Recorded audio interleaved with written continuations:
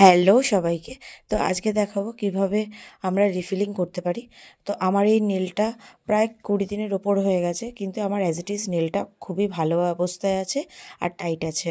তো আমি ভালো করে কালারটা রিমুভ করে আমি আসলে একটুখানি গ্লুটা কম হয়ে গেছে, তো আমি ওই জায়গাটা একটু গ্লু দিয়ে নিলাম। তো আমি ভালো করে আবার কিউটিক্যাল পরিষ্কার করে আমি বিল্ডার জেল অল্প একটু অ্যাপ্লাই করে তো আমি আবার ভালো করে ফাইলিং করে নিলাম। তো আমি একটা বেস কোট লাগিয়েছিলাম। আমি প্রথমে ভেবেছিলাম অন্য একটা কালার করব, কিন্তু পরে এই নতুন ক্রোমটা দেখলাম, তো হাতে অ্যাপ্লাই করে দেখলাম যে কেমন লাগছে। আমি বরাবরই নিজের নেলসটা খুব সিম্পল উপরে রাখতে পছন্দ করি। তো যারা যারা এরকম সুন্দর নেলস পেতে চাও নানান রকম ডিজাইনের, তো অবশ্যই আমার সাথে যোগাযোগ করতে পারো।